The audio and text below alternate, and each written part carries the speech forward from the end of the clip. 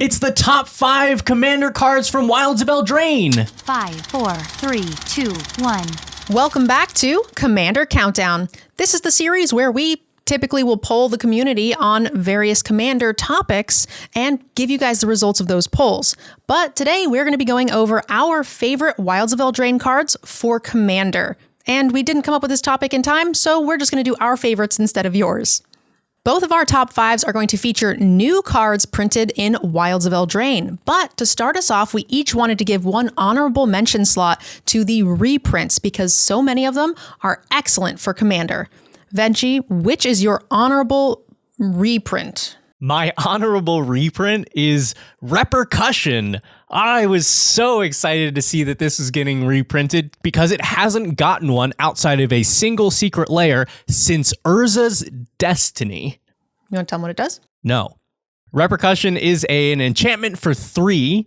Whenever a creature is dealt damage, Repercussion deals that much damage to that creature's controller.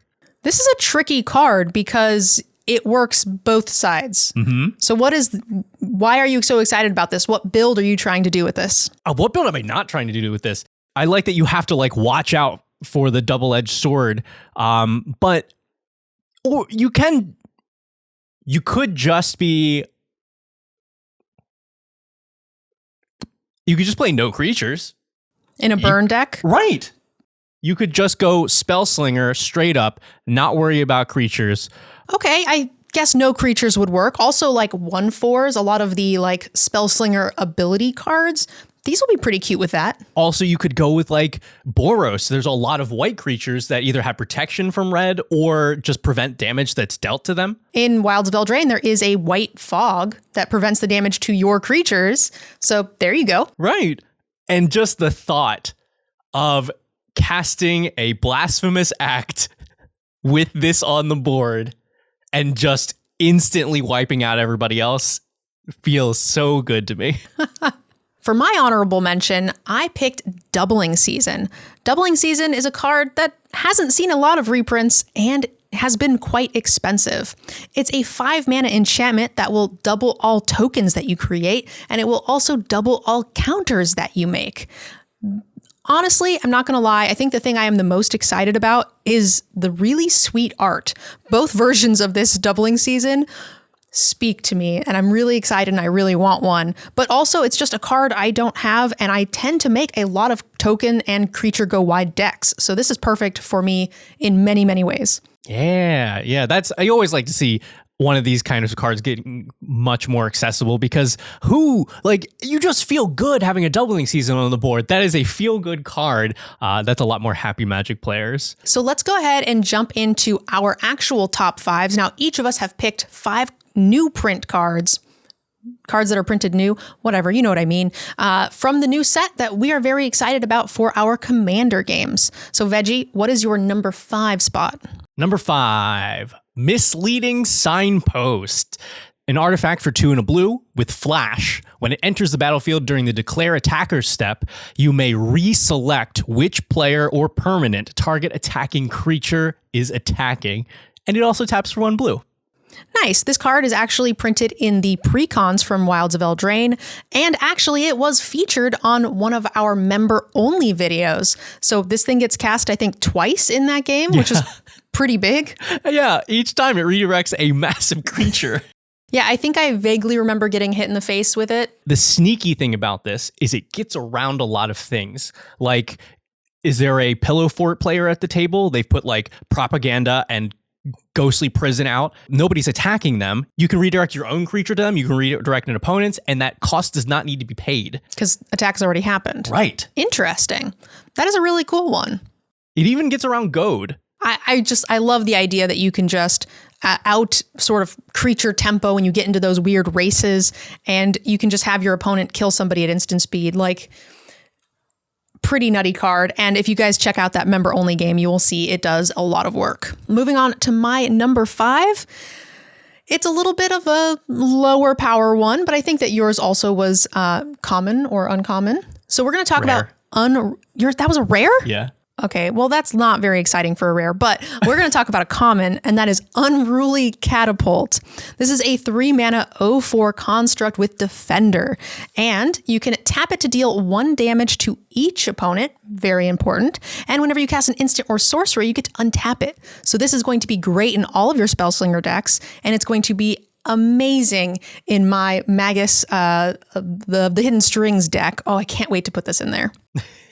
Yeah, like there are other cards that have this type of ability, but it never feels like there are enough of them. It was like maybe like 2 or 3 other copies of it, and you want as many of these as you want in every Spellslinger deck. Yes, I already have like 2 or 3 that have this exact same ability, as well as like a Goblin Gutter Snipe is a big one here. So it feels like it fits that same role, and it's going to slow down any of my opponent's decks or who are a little bit more aggressive while I'm working on my like instant and sorcery spell recursion. Yeah, the 4 toughness is no joke.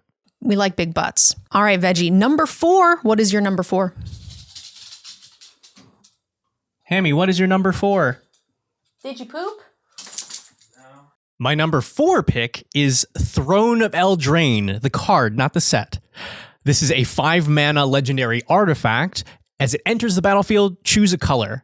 It can tap for 4 mana of the chosen color and can only be spent to cast monocolored spells of that color. And you can pay 3 and tap to draw 2 cards, but you can only spend mana of the chosen color to activate the ability. That's interesting. I like that the card is called Throne of Eldraine, and it's a callback to the mechanic that was actually in Throne of Eldraine. So overall, a very flavorful card. And I noticed the throne is empty. I think that's because is Kenrith dead? Yes, because there's a card from Aftermath where they're dead. Yeah, so I think that's very flavorful that the throne from Eldraine is now dead. So 10 out of 10 on the flavor scale. But why do you like this card? What are you trying to build here? I love a good monocolor deck, and it is hard to find support for those decks. Usually you have to dig real deep into the binder, into the collection to find stuff that works especially well for monocolor decks. This one is built for it and can be used in any monocolor deck. I cannot think of a single monocolor deck that does not want to be running this. Yeah, it feels weird because it feels really bad in a non-monocolor deck, and it feels too good in a monocolor deck. 3 mana to draw 2, and it is no downside to you just because all of your mana is one color. That seems really busted, honestly. Yeah, this is a new staple for sure. Absolutely. And mono green decks are going to ramp into this and just draw infinite cards. Mm-hmm. All right, my number 4 is probably a more normal one because I think a lot of people were really excited about this online, and that is Moonshaker Cavalry. For 8 mana, you are going to be getting a 6/6 flyer that enters the battlefield and gives all creatures you control +X until end of turn, where X is the number of creatures you control. This is a white flying crater hoof. Doesn't give trample, but it's kind of a big scary creature on its own. And I like go wide decks. So Veggie, I think you're going to see this on the battlefield a lot from me. Yeah, I look forward to getting Moonshaken frequently on the show now.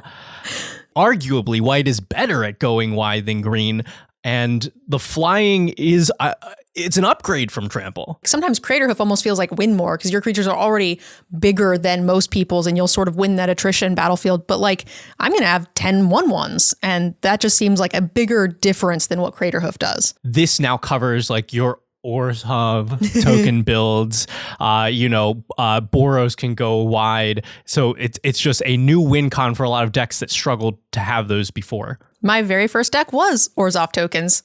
How about that? Moving on to number 3. Veggie, what do you got? This one I think you will like. My number 3 choice is Yenna Redtooth Regent. This is a 4/4 for 2, a green and a white.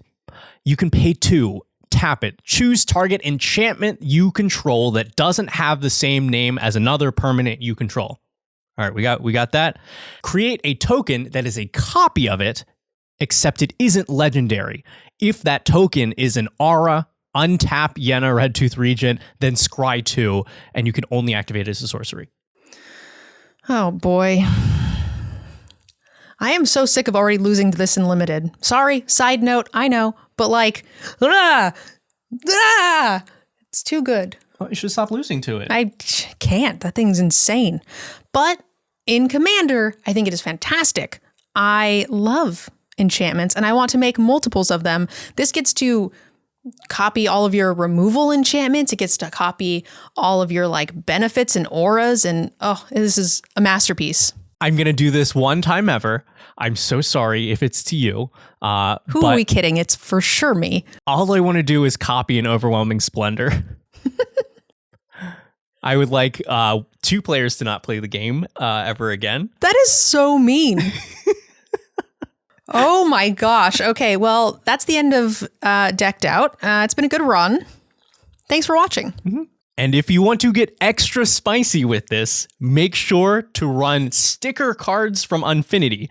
Because if you change the name of the thing you want to copy using a sticker, after Yenna makes the copy, it doesn't copy the sticker name, it copies the original name. So you can then make as many copies of that thing as you want. That's dirty. Yeah. That is absolutely filthy.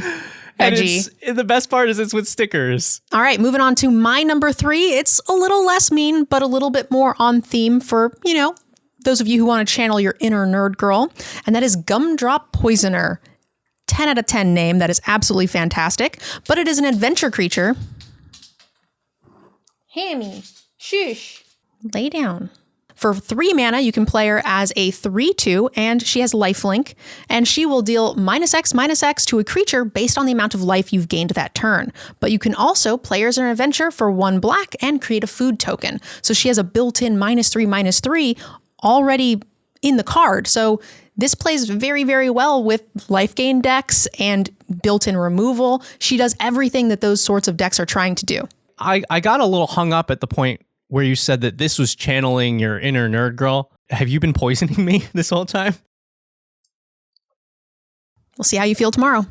It's fine. I eat Taco Bell. This has got some really nice synergy and value points. I can understand why you would like it. And there is like very big potential for that ability to remove a large creature.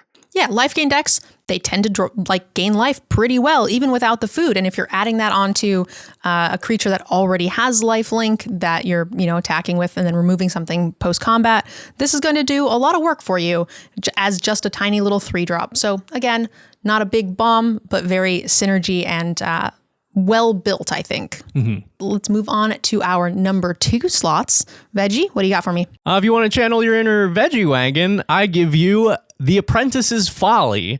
This is a saga enchantment for 2, a blue and a red. On chapters 1 and 2, choose target non-token creature you control that doesn't have the same name as a token you control. We have a theme today.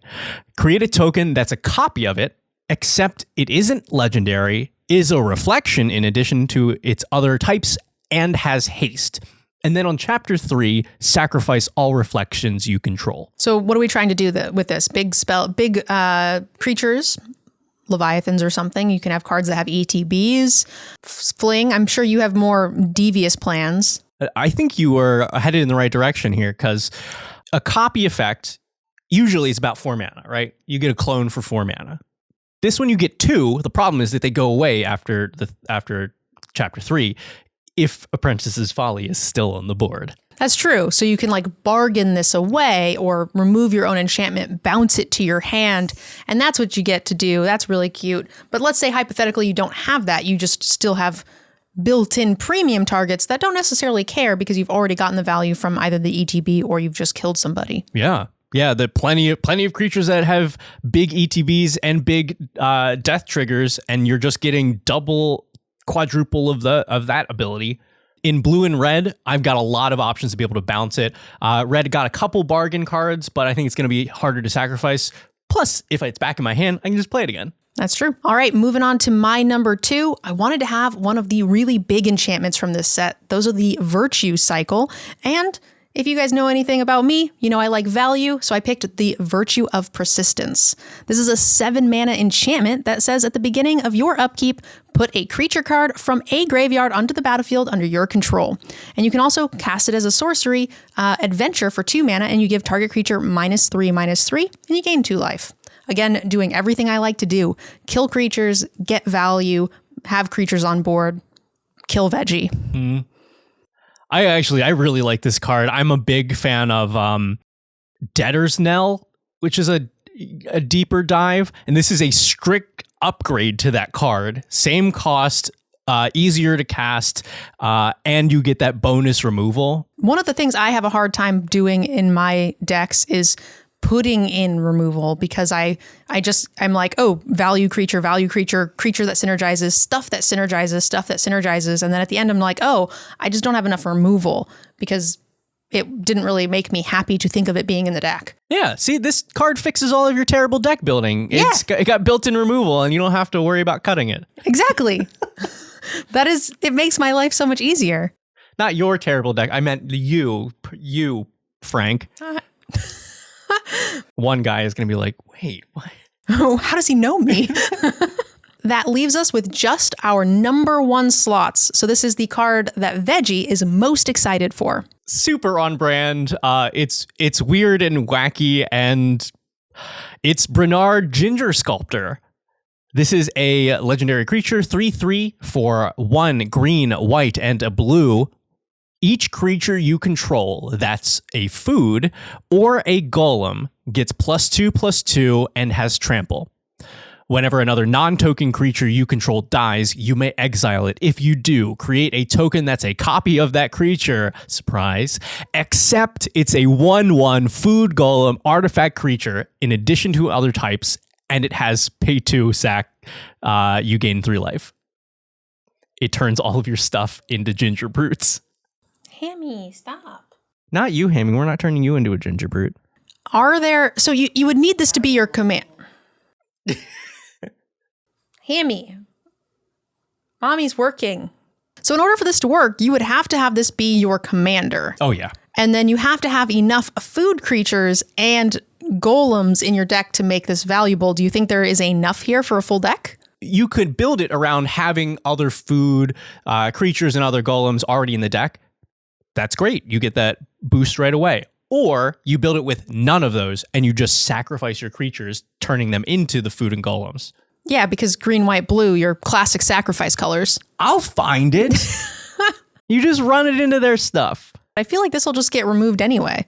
I don't know, Veggie. I'm not convinced that this will be good. If there's one thing that blue and white and green can do, they can at least protect one creature. And I tend to like to build around things that just fold to a piece of removal. There's just so much synergy that's available here. You have all of the stuff that interacts with food that you don't realize gets much, much better when those foods are creatures.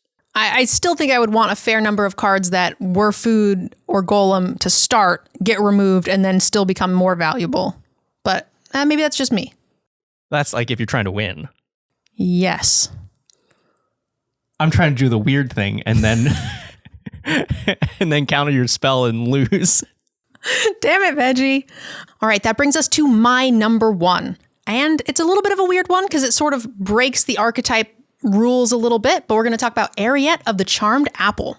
Ariette is a 2/4 for 3 mana that says creatures your opponents control that have auras you control can't attack you or planeswalkers that you control. It also says at the beginning of your end step, drain life based on the number of auras you control total, the ones on your creatures and theirs, from each opponent. So this is sort of merging my 2 favorite decks, the life gain and drain paired with enchantments and auras, because I love those. This must be the Eldraine they're talking about. I don't get it. Oh, Eldraine. I get it.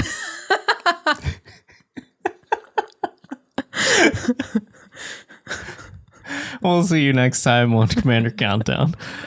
Damn it, Veggie. Yep. This seems like you. This seems like a very you card. Also one that makes me pretty happy because it's like a weird angle, a weird game plan. Yeah, this is kind of everything I want to be doing. I think this will be the next deck that I make, honestly.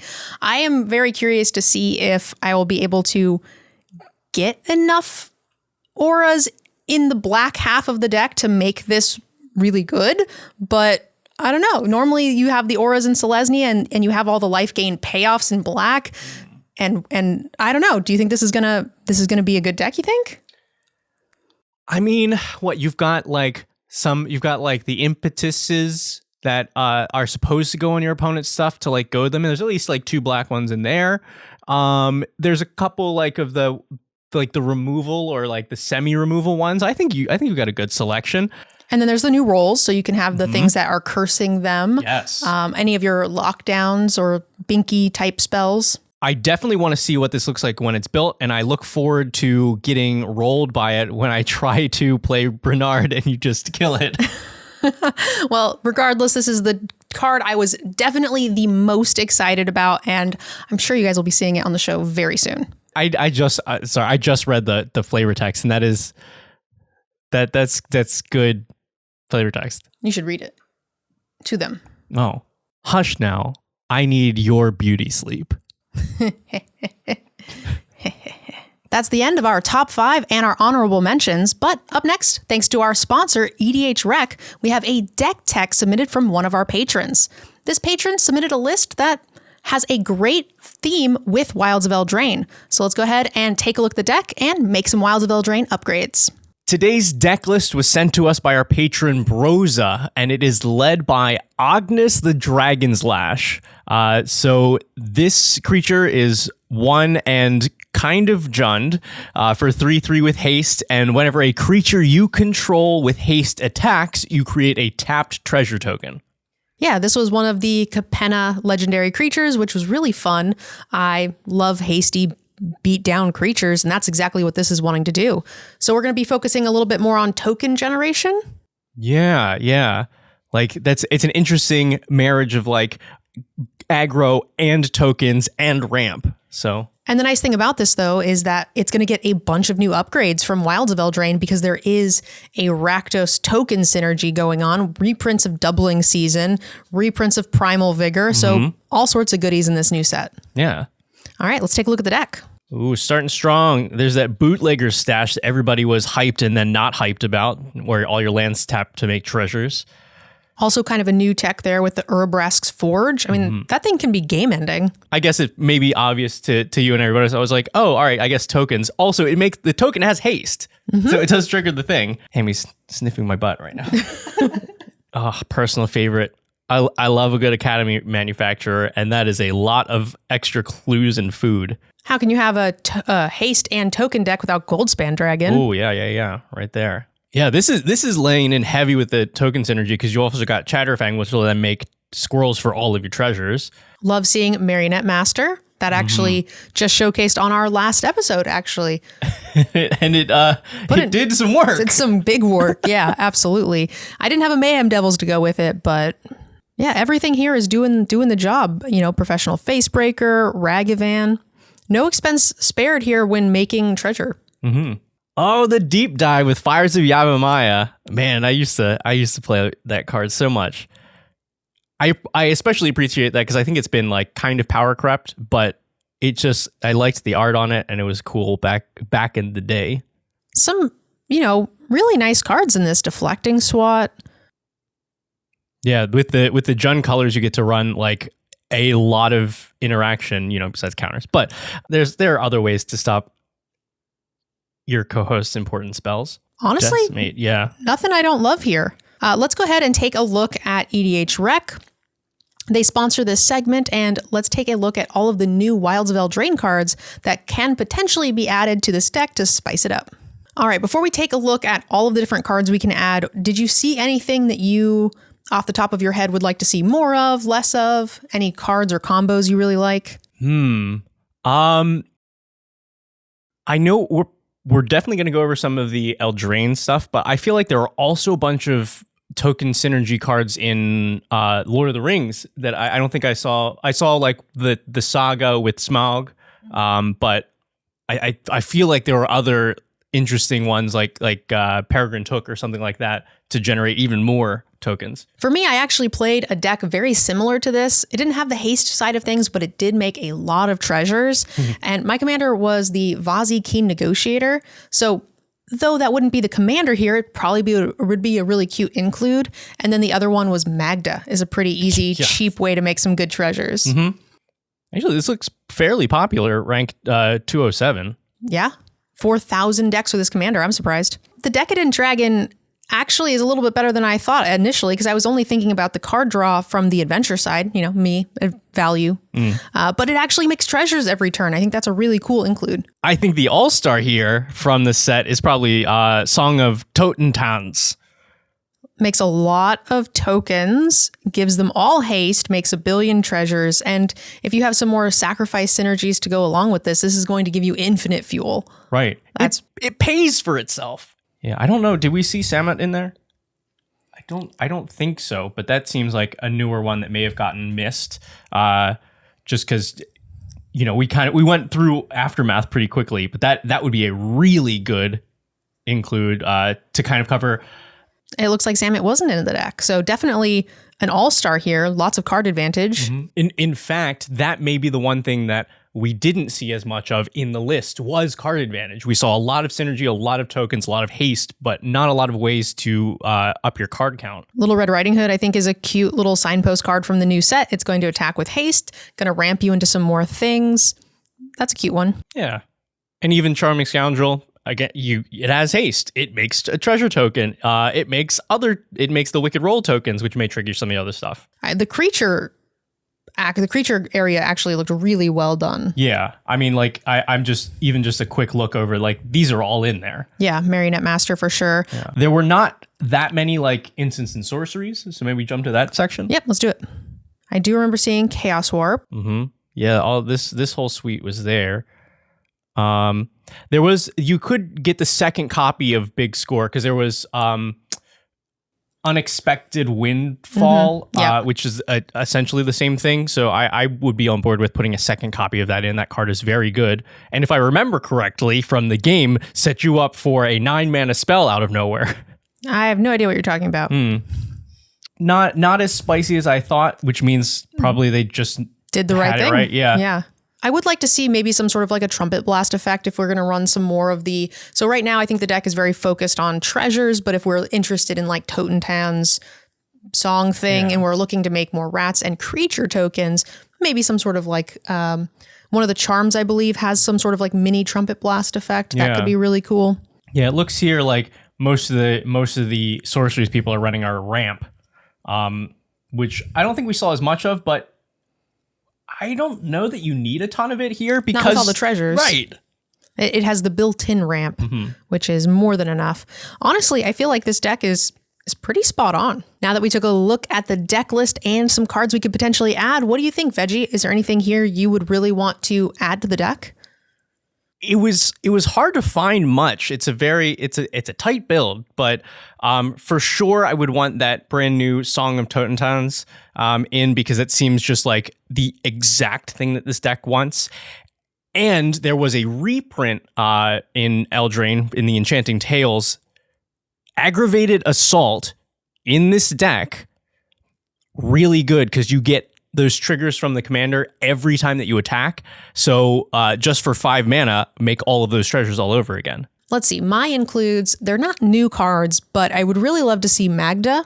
Seems like it works perfectly. And there's an old Gnawbone here, so you can sort of tutor that out for free. Seems good. And if you're going to do that, I would also put in Ziatora, another big dragon that's going to make a ton of treasures and do everything this deck wants to do. The only other recommendation I would do is maybe add a tutor or two to make Marionette Master or one of those big dragons come out a little bit more reliably. All right, Veggie, on the Veggie scale, not power level, but what do you rate this deck 1 out of 10? As far as playability, flavor, you can add in some power level in there. What do you think? I am a sucker for some solid synergy, and for sure, they leaned in heavily into this. They even had some good older throwbacks as opposed to more optimal cards like the Fires of Yavimaya. I'm gonna give this a 7 on the Veggie scale. Wow. So we flip-flop if you guys watched the last episode. So when I saw this commander, I was not impressed. I was like, I didn't think this would be a card that anybody would actively want to play or build around. This seems super boring. And then I saw the deck and I got really excited. I would actually love to slam this deck. Absolutely. So couple of small tweaks here and there. I give this deck a 9 out of 10. Woo! It's big flavor. I think it's really cool and unique. That's some high nerd girl honors. I like cutesy things, and I think making treasures and getting to use them to fetch out dragons and do a bunch of really cool things with cards you wouldn't see a lot of. I love it. All right. Well done, Broza. That wraps up our Patreon deck tech. We'd also like to give a special shout out to the sponsor of this show, EDHRec, and to our patrons. Without your guys' support, we wouldn't be able to continue making episodes like this. Thanks again, guys, and we'll see you next time on Commander Countdown. I didn't mean to do it, but I didn't know how to end it, and then I was ready for. Yep.